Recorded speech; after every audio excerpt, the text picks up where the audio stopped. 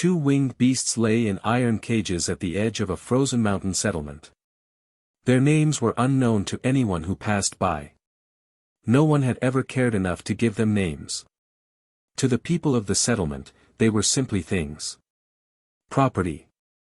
Creatures bought and sold and locked away behind thick iron bars. The cages were old. The iron was dark and rusted in places, and the bars were thick enough that no ordinary creature could bend them. Each cage sat on a heavy wooden platform with wheels, the kind used to move large animals from one place to another. But the wheels had not turned in a long time. The cages had not moved in weeks. They sat at the far edge of the settlement, near the tree line, where the wind came down hard from the mountains and cut through everything like a blade. Winter had arrived early that year. The snow had started 3 days ago and it had not stopped since. It came down in thick heavy sheets, covering the ground, the rooftops, the fences, and the cages. The settlement itself was quiet now. Most people had gone inside. The fires were burning in the hearths and the doors were shut tight against the cold. No one was thinking about the two creatures locked in the cages near the trees. No one had brought them food in 4 days. The larger of the two beasts was a male. He was big, even by the standards of his kind. His wings, once wide and powerful, were folded tight against his body now. One of them was damaged. A long cut ran across the upper part of the left wing, and the skin around it had grown dark and swollen. He had stopped trying to move it 2 days ago. The pain was too much. He lay on his side in the cage, his breath coming in slow and shallow pulls, each one a small effort. The cold was deep inside him now. Not just in his skin but in his bones. He could feel it settling there, heavy and final. He had stopped being angry a long time ago. When they had first caged him, he had fought. He had thrown himself against the bars until his shoulders bled. He had screamed into the sky and clawed at the iron floor of the cage until his claws were worn down to nothing. But the bars had held. They always held. And over time, the fight had left him. Not all at once, but slowly, the way warmth leaves a fire when the wood runs out. First the rage went. Then the hope. And now, lying in the snow with his damaged wing and his hollow stomach, there was almost nothing left. He was simply waiting. The smaller beast was a female. She lay in the cage beside his, close enough that they could see each other through the bars but not close enough to touch. She was younger than him and smaller, with wings that were a deeper shade of gray and eyes that were a pale, pale green. Her right wing was broken. It had been broken for weeks, set badly and never properly healed. It lay at a wrong angle against her side and caused her pain every time she shifted her position. She had not eaten in as long as he had. She was thinner now. Her ribs showed through her skin. Her breathing was slower than it should have been, and sometimes, when the wind hit the cage hard, she would shiver so badly that her whole body shook against the iron bars. She had tried to keep herself warm by curling into the smallest shape she could manage, tucking her good wing over her body like a blanket. But it was not enough. It was never enough. The snow kept falling. She had given up watching the settlement a day ago. There was nothing to watch. No one came. No one looked in their direction. The lights in the windows of the buildings were warm and yellow and very far away. She could see them through the snow, those small warm lights, and they made the cold feel worse somehow. She turned her face away from them and closed her eyes. She thought this might be where it ended. She was not afraid of that, exactly. She was just very tired. The storm grew worse as the evening came. The wind picked up and the snow came sideways now, finding every gap in the cage bars, piling up against the sides, drifting in through the bottom. The larger beast did not move. The female pressed herself flat and pulled her wing tighter over her body. The settlement disappeared behind a white wall of snow and wind, and the two creatures were alone in the cold and the dark. And then something moved. The female opened her eyes slowly. She was not sure what had caught her attention. Some small change in the air, perhaps. Some shift in the sound of the storm. She lifted her head, just a little, and looked out through the bars of her cage into the white. There was a figure out there. A human. Walking through the snow. She watched it for a moment, not sure if she was seeing clearly. The cold did strange things sometimes. Made you see shapes in the white that were not really there. But the figure kept moving. It was walking slowly, bent slightly against the wind, wrapped in a heavy coat with a hood pulled low over its face. It carried something on its back. A pack of some kind. The figure was not walking toward the settlement. It was walking along the edge of it, close to the tree line, close to where the cages sat. Close to them. The larger beast stirred. He had heard something too, or perhaps he had felt the change in her attention. He lifted his head slowly and looked out through his own bars.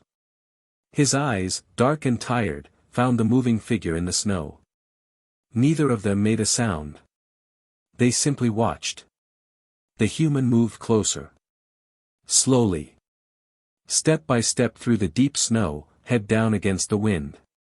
And then something happened that neither creature expected. The figure stopped. It had seen the cages. It stood still for a long moment, just looking. The wind pulled at its coat and the snow swirled around it and the figure did not move. Then it took a step toward them. And another. The female watched with her pale green eyes as the human came closer. She did not know what it wanted. She did not know what any human ever truly wanted. In her experience, they wanted to own things. To cage things. To sell things. She had no reason to expect anything different from this one. But it was still coming. And somewhere, deep beneath the cold and the hunger and the long weeks of waiting, something small and fragile stirred inside her. She did not look away. The human stopped just a few feet from the cages. He stood there in the snow and the wind, looking at the two creatures inside. His hood was still pulled low, but now, up close, the female could see more of him. He was not a large man. Not tall, not broad. He was lean and quiet-looking, the kind of man who moved through the world without making much noise. His coat was old and worn at the elbows. His boots were heavy and laced tight against the cold. He carried a large pack on his back that looked full and heavy. He did not reach for a weapon. He did not shout or step back when he saw them clearly. Most humans did one or the other when they got close enough to see what was really inside the cages. They either reached for something sharp or they moved away fast. This man did neither. He just stood there and looked. Quietly. Carefully. The way someone looks at something they are trying to understand. The female watched him from inside her cage. She had lifted her head fully now. The cold was still deep in her bones and her broken wing still ached badly, but she kept her eyes on the human. The larger beast beside her was watching too. His dark eyes were open and steady, tracking every small movement the man made. Neither of them made a sound. The man looked at the larger beast first. He looked at the swollen wing, at the dark skin around the cut, at the way the creature was lying on his side with his breathing slow and shallow. Then he looked at the female. He looked at her broken wing, at the wrong angle it sat at her ribs showing through her skin. He looked at the empty floor of both cages where food should have been. He looked at the snow piled up inside the bars. He stood quietly for a moment longer. Then he set his pack down in the snow. He pulled back his hood and the female saw his face properly for the first time. He was not young but not old either. Somewhere in the middle. He had a plain, tired face with dark shadows under his eyes and a short beard that had grown without much attention. His hair was dark and damp from the snow. He had the look of a man who had been traveling for a long time and had not slept well in several days. His name was Edwin. He did not introduce himself. He simply crouched down in the snow beside his pack and opened it. He moved without hurry, without drama. He pulled out a heavy folded cloth, the kind used for shelter or wrapping, thick and waterproof on one side. He stood and looked at the cages again, measuring something in his mind. Then he moved to the side of the larger beast's cage and began pushing the snow away from the base with his boot. The larger beast lifted his head a little higher. Edwin worked steadily. He cleared the snow from around the cage, kicking it back and away, making a clear space around the base so the drift could not build up against the bars again so quickly. Then he took the folded cloth and shook it open. It was large. Large enough to cover the top and two sides of a cage. He threw it up over the larger beast's cage and pulled it down on both sides, tucking the edges under the wooden platform so the wind could not take it. It was not perfect. But it cut the wind.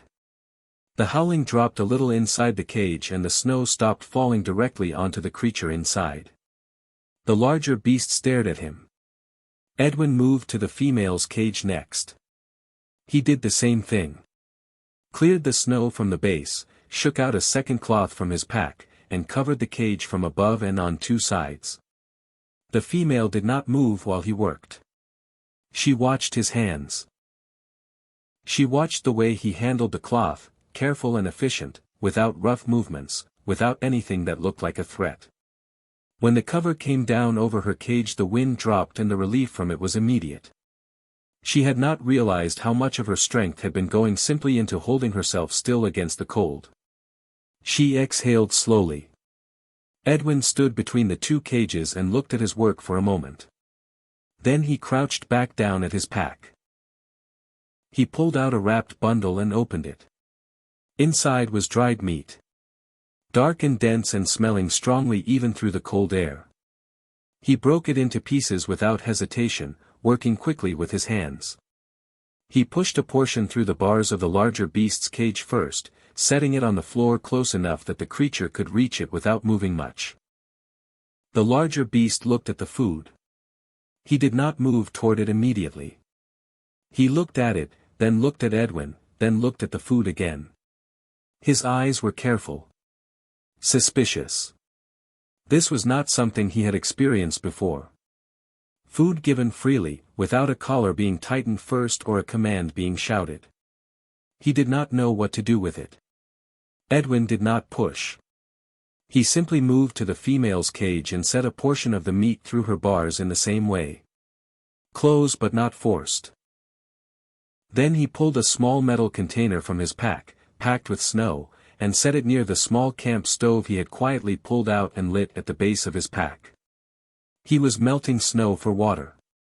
Slowly, patiently, without looking at either creature like he expected something back. The female looked at the meat near her.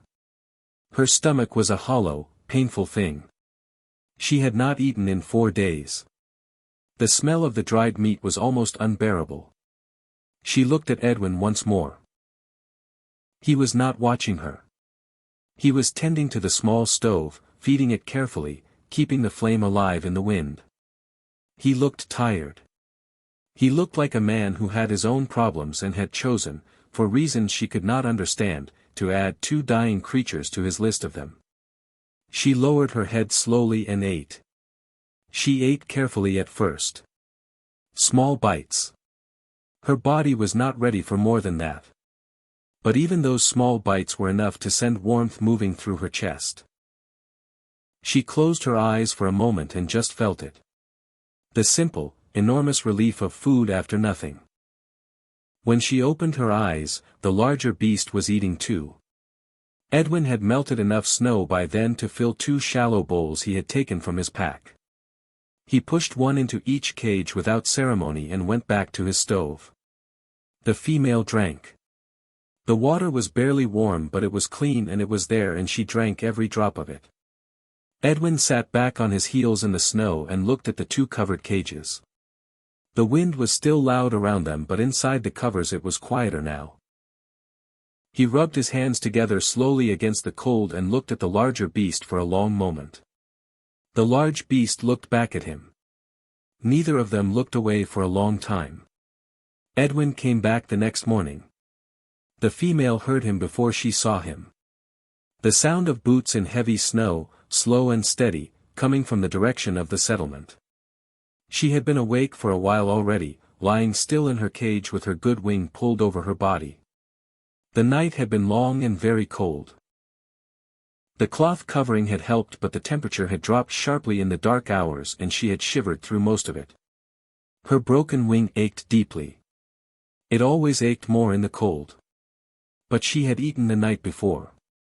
And she had drunk water. And those two things had made a difference she could feel in her body even now. She lifted her head when she heard the footsteps. Edwin appeared through the morning gray, pack on his back, hood up against the wind. He walked the same way he always seemed to walk. Quietly. Without rushing. He came to the cages and stopped and looked at both of them the way he had done the evening before, checking, taking stock. Then he set his pack down and got to work. He cleared the new snow that had drifted against the cage covers overnight. He checked the edges of the cloths and retucked the ones the wind had pulled loose. He lit his small stove and began melting snow. He brought out more dried meat and something else this time, a small bundle of softer food, something cooked, still faintly warm from wherever he had been staying. He pushed portions through the bars without comment. The female ate immediately this time.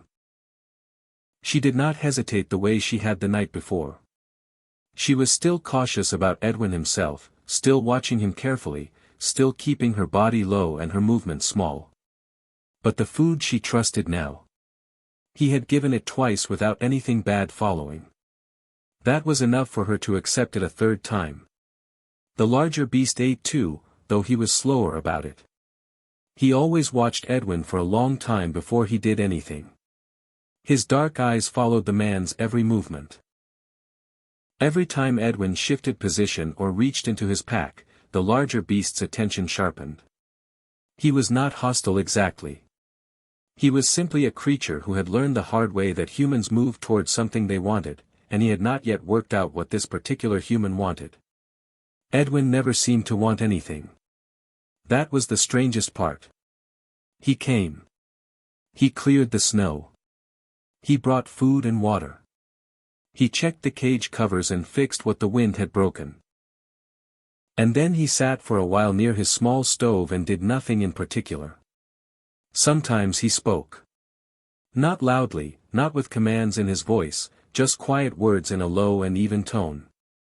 He talked about small things. The weather. The state of the road he had come in on. The weight of his pack. Things that meant nothing, said in a voice that meant no harm. The female listened to his voice more than his words. On the second day Edwin brought cloth strips and a small pot of something that smelled sharp and medicinal. He warmed the pot near his stove until the smell grew stronger and then he looked at the female's cage for a long time. He looked at her broken wing.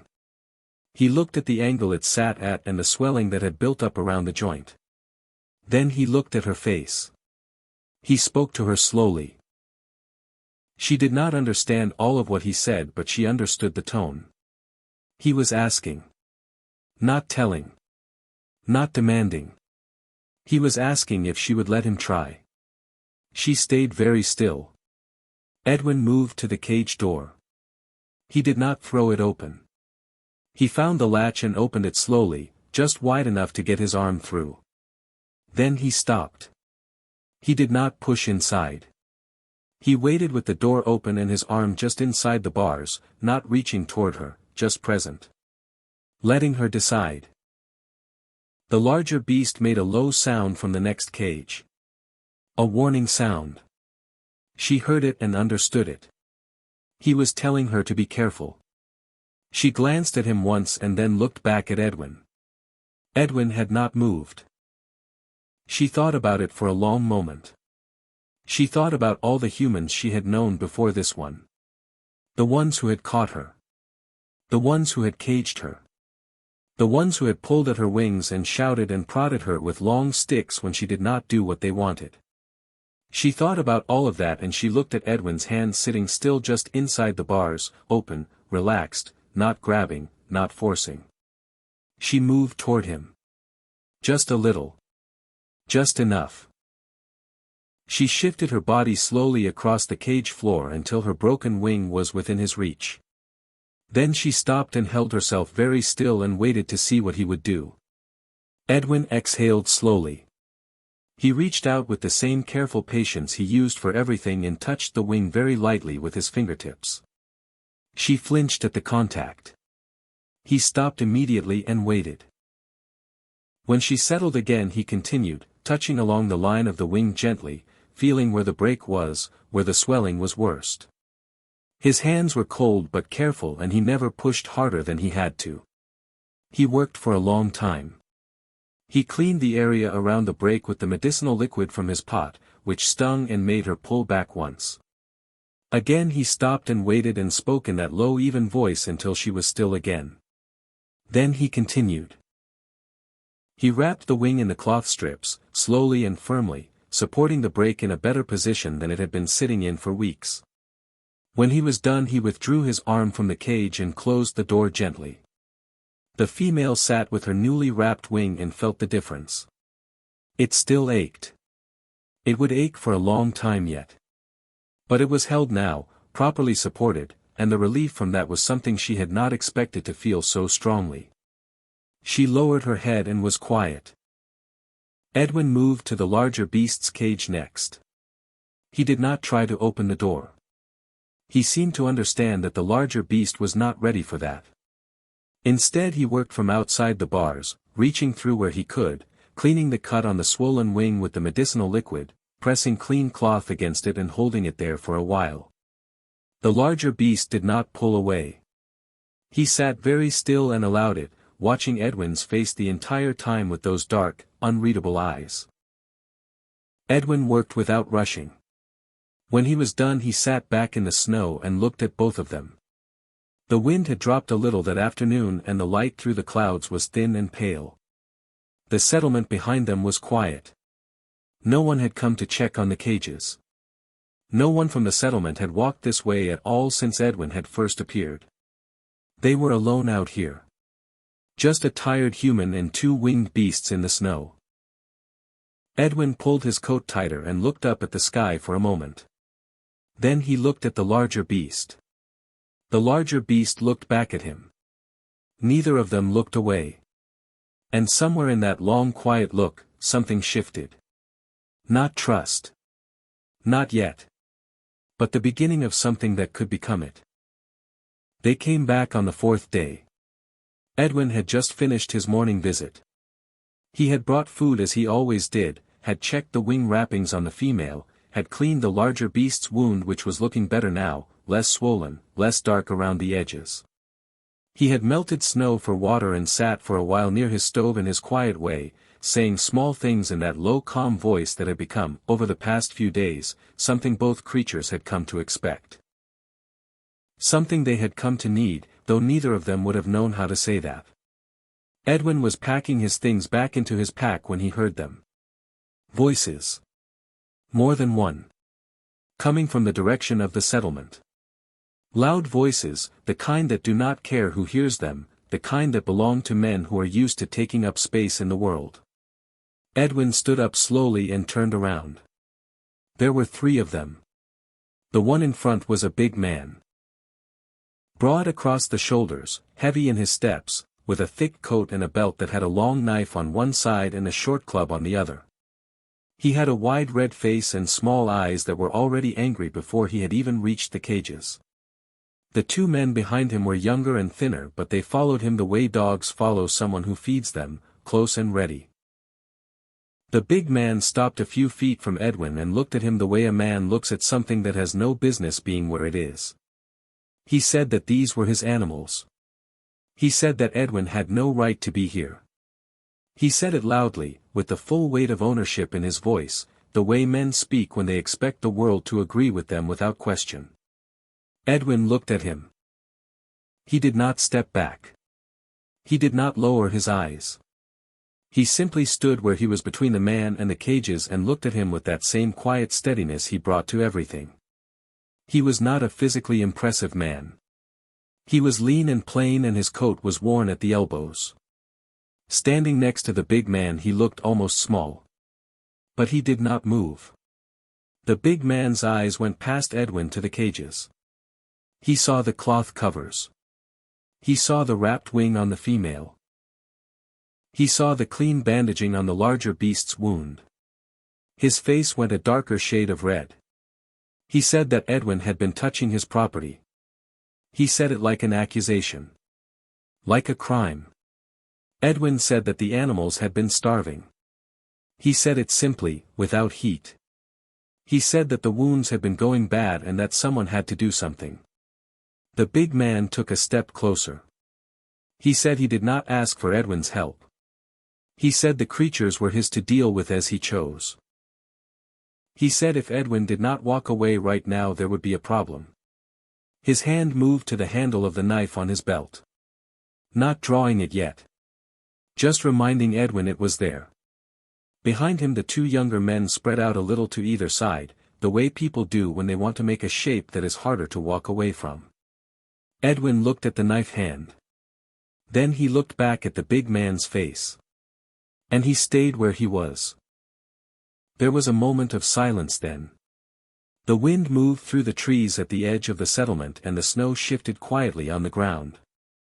The big man had clearly expected Edwin to move. Most people moved. The knife hand was usually enough. He looked at this plain tired man standing in the snow between him and his cages and something flickered behind his small eyes. Not respect. More like irritation at something that was not behaving the way it should. He said Edwin had one more chance. Edwin said nothing. He turned slightly so that his back was more fully to the cages. It was a small movement but it was clear. He was not stepping aside. He was settling in. The big man drew the knife. The female heard all of it from inside her cage. She had been still since the men arrived, her body low, her pale green eyes moving between Edwin and the three men. She knew these men. Not these specific ones but their type. She knew the loud voice and the wide stance and the hand that went to the weapon. She had seen all of it before. It always ended the same way. But something was different this time. This time there was Edwin standing in the snow in front of her cage. She felt something move through her that was not quite anger and not quite courage but something made of both of those things. She felt it start in her chest and move outward through her body. She was weak. She knew she was weak. Her broken wing was wrapped and healing but not healed. Her muscles had not had enough food for long enough to be what they once were. She knew all of this. She stood up anyway. It was not easy. Her legs shook a little when she put weight on them and she had to press her good wing against the side of the cage for balance. But she stood. She rose to her full height inside the cage and she looked at the big man with the knife and she made a sound. Low and deep and steady. Not a scream. Not a panic sound. A warning. The big man took a small step back without seeming to realize he had done it. Beside her the larger beast was already moving. He had been watching from the moment the men appeared. He had watched Edwin stand his ground and something in that had reached him in a place that weeks of careful feeding and quiet words had been slowly opening. He rose now, slowly, with effort, his big body filling the cage. His damaged wing hung at his side but his head came up fully and his eyes were clear and direct and completely without fear. He looked at the three men. And he made a sound that was not low at all. It rolled out of him like something from deep in the earth, a sound with weight and age in it, a sound that did not need to try to be frightening because it simply was. The two younger men behind the big man stopped spreading out. One of them took a step back. The other went very still. The big man with the knife stood between his two men and Edwin and the two beasts and the silence that followed that sound was very complete. Edwin had not moved through any of it. He stood in the snow with his hands at his sides and his plain tired face turned toward the big man. He looked like a man who had already decided something and was simply waiting for everyone else to catch up. The knife was still in the big man's hand. But his hand had stopped moving forward. He looked at Edwin. He looked at the two beasts standing behind the bars. He looked at his two men who were no longer where he had put them. He looked back at Edwin. And for the first time since he had walked over from the settlement, the big man did not look quite so certain of himself. The big man stood in the snow with his knife in his hand and his two men behind him, and he looked at the thing in front of him that he had not expected. He had expected a man who would move. He had expected two sick creatures who would cower. He had gotten neither of those things. What he had gotten instead was a plain quiet man standing completely still in the snow with two winged beasts risen behind him, one of them making a sound that was still echoing somewhere in the bones of everyone present. The big man's small eyes moved from Edwin to the larger beast and back again. He was doing the kind of thinking that men like him do when a situation stops going the way they planned. Measuring. Calculating. Looking for the exit that still lets them feel like they won something. He did not find one. One of the younger men behind him spoke quietly. He said they should go. He said it low, but Edwin heard it and the big man heard it and everyone knew it had been said. The big man's jaw tightened. He did not like it. He was not the kind of man who walked away from things. Walking away from things was not part of how he understood himself. But the larger beast made the sound again. Just once. Short and low this time. Almost like a reminder. The big man put the knife back in his belt. He pointed at Edwin and said this was not finished. He said it with all the weight he could put into his voice, trying to recover some shape of authority from what was left of the moment. Then he turned and walked back toward the settlement with his two men close behind him. He walked quickly. He did not look back. The two younger men looked back once, briefly, and then looked forward again and kept walking. Within 2 minutes they were gone behind the buildings of the settlement. The snow filled the space where they had been. Edwin stood still for a moment longer. He watched the direction they had gone until he was certain they were not coming back. Then he let out a slow breath and his shoulders dropped slightly, the way a person's shoulders drop when they have been holding something tight for a while and finally let it go. He turned and looked at the two cages. The larger beast was still standing.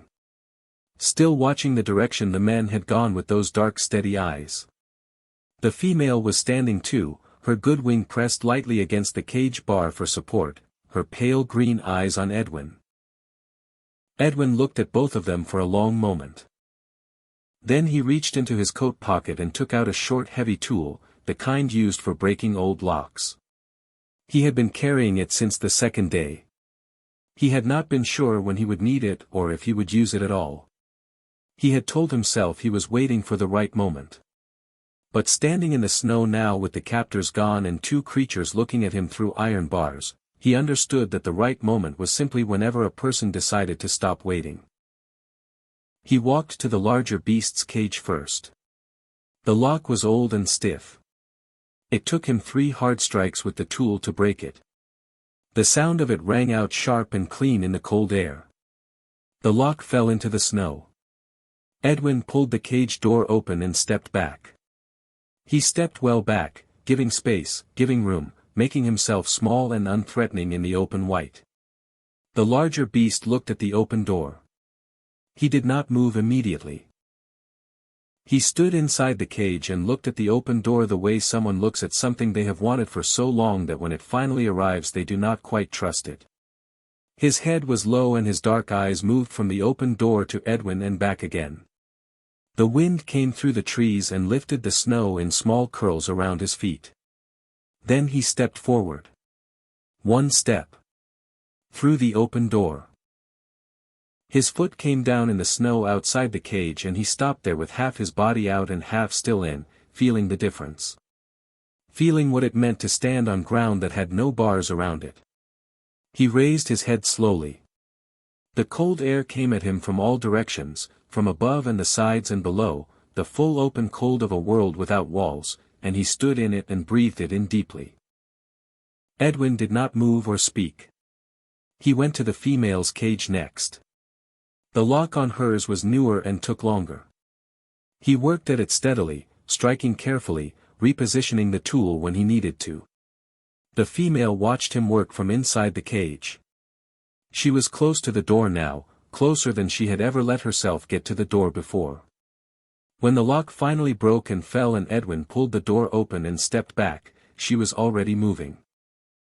She came through the door slowly, carefully, favoring her wrapped wing, placing her feet with attention in the uneven snow. She stopped just outside the cage and stood in the open air and was very still. The settlement was behind her. The trees were to one side. The sky was above, white and wide and full of slow falling snow. She had forgotten how big the sky was. Edwin stood a few feet away with his hands at his sides and watched them both. The two creatures stood free in the snow for the first time in a very long time. They stood apart from each other but close enough that they were clearly together. The larger beast had moved away from his cage now and was stretching his wings slowly, carefully, testing the damaged one with small careful movements. It was not healed. It would take more time. But it held. The female stretched her good wing out wide and then held it there, feeling the air against it. Edwin watched all of this and said nothing. Then the larger beast turned and looked at him. He turned his full body toward Edwin and looked at him the way he had looked at him that first night across the food on the cage floor. Long and direct and searching. Then he did something he had never done before. He lowered his head. Not quickly, not halfway. All the way down, slowly, until his chin was nearly level with the snow. A full bow. Deliberate and unhurried and completely clear in its meaning. Edwin went very still. The female turned and looked at Edwin too. She looked at him with her pale green eyes that had watched him every day for 4 days, that had watched his hands and his face and learned slowly and carefully that he was something different from everything that had come before. She lowered her head the same way. All the way down. Held it there. Edwin stood in the snow with these two creatures bowing to him and he did not know what to do with his hands or his face. He was a plain and tired man who had stopped because stopping had seemed like the only decent thing to do. He had not thought beyond that. He had not expected this. His eyes went bright. He smiled. A real smile, quiet and small, the kind that comes from somewhere deep and does not need an audience. The larger beast raised his head.